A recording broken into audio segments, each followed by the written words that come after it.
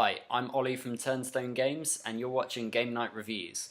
Today I'm going to be doing a review of the games I played at Tabletop Cafe in Kuala Lumpur, Malaysia last week.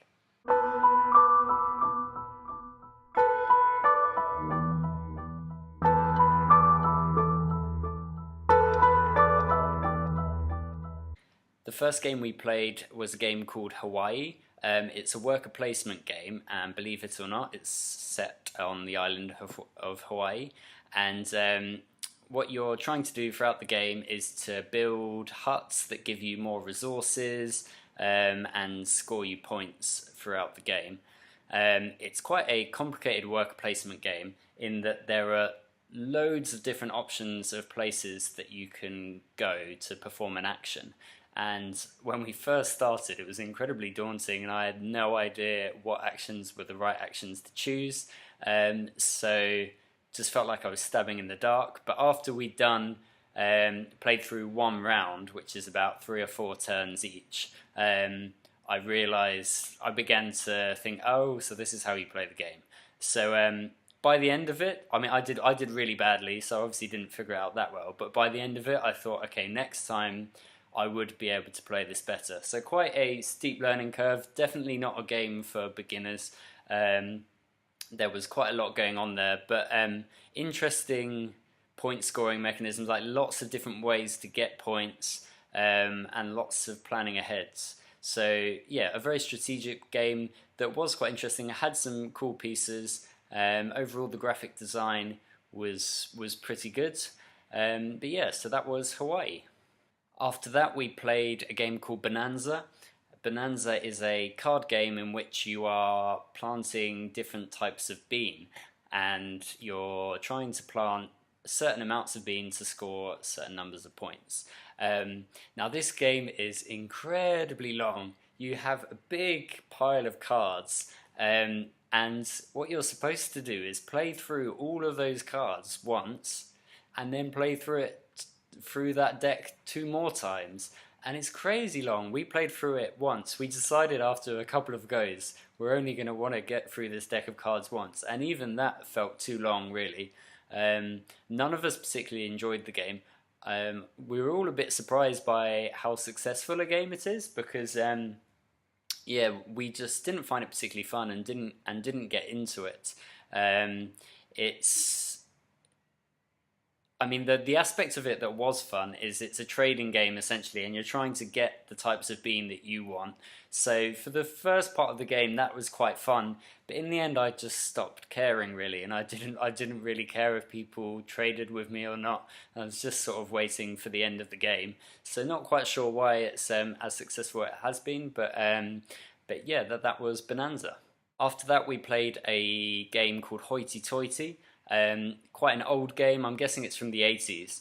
Essentially, you're trying to build up a hand of what's called them, like, of interesting items that you want to exhibit at museums, and you score points by exhibiting these cards and having a better exhibition than others.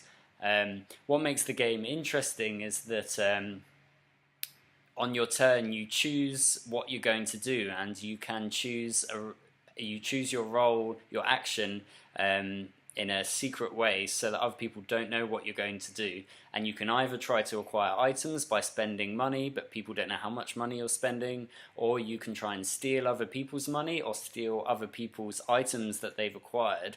So that worked really well, and it was interesting to try and figure out what other people were going to do, so you could decide appropriately.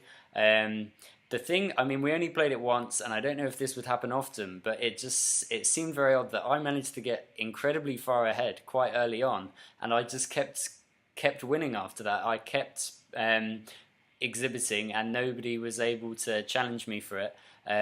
So I mean, it wasn't a tight race, so that sort of took away some of the interest from the game. But the overall way the game progressed wasn't interesting, but the way it played and the way we were playing cards and actions and deciding what to do, that was interesting. So I would definitely give it another go if I saw it again. So yeah, that was Hoiti Toity. The last serious game that we played, which really surprised me, this is probably the one I went into thinking it was going to be the worst, but actually turned out to be my favourite one of the evening, was called Heimlich Co. Again, from the early 80s, really went into this with low expectations, but it really surprised me by how good it was and how absolutely simple it was. So in the game, there are, I think there's 6 or probably 7 characters, and each player is given a hidden character. So if there's less than 7 players, then there'll be characters that aren't played by anyone. And on your turn, you roll a dice to see how much you can move, but you can move anyone's pawn. And the idea is that your identity is hidden. You don't want people to know which character you are. So you move pawns around the board in order to score points based on where they land. But you don't want to give away which pawn yours is. So you're trying to move them all, or trying to move other people's to try and throw people off your scent and that sort of thing. So you go around the board like that until one of the pawns has passed 50 points effectively. And then the game stops. And then you all have to decide who you think every player is, which character they are. And you get a bonus 5 points for everyone you guess right. So the game's, the order of who's first and who's last can change very dramatically in that last point scoring session. And yeah, it was really, really fun. We all got into it, and someone played it absolutely brilliantly. They didn't win, but they played us, they pretended that they were being a fool, really, and we just tried, and they absolutely convinced us that they were the red character. But they were just bluffing the whole time, and although they were always moving the red player to score points, that wasn't actually who they were. So yeah, it had lots of interesting layers to it, a very enjoyable game and really easy to pick up and simple. So a great beginner's game if you're looking for one that's really simple, a simple hidden identity game. That was Heimlich Co. Last up was a light game that we wanted to play at the end of the evening because we were all exhausted, and that was Crazy Coconuts. So this game is this really simple, fun, silly game in which you've got monkeys that are also catapults, and you're trying to catapult little coconuts into cups, and then trying to acquire the cups to build a pyramid of cups. Yeah, really, really simple, a very basic game, but it was lots of fun. I could definitely see it working very well as a drinking game, actually, because very reminiscent of beer pong, trying to throw ping pong balls into cups. Yeah, so that was really fun and a great way to end the evening, because it was, yeah, I think our minds were all dead by this point, so it was nice to end something which was all about dexterity and not about the brain. So yeah, that I really recommend that. Particularly our children would definitely love it. Yeah, that was Crazy Coconuts. So that's it for today's game night review. I hope you've enjoyed watching it. I've been Ollie from Turnstone Games. Please subscribe to the channel to keep up to date with all our game reviews and playthroughs. The next game night review will probably be in a couple of weeks' time, when I'm actually going to be going to 3 game nights in Singapore. So I'm probably going to do one condensed video from all of those 3, but we'll see how it goes. So yeah, thank you for watching, and don't forget to like and subscribe to the video below. Thank you.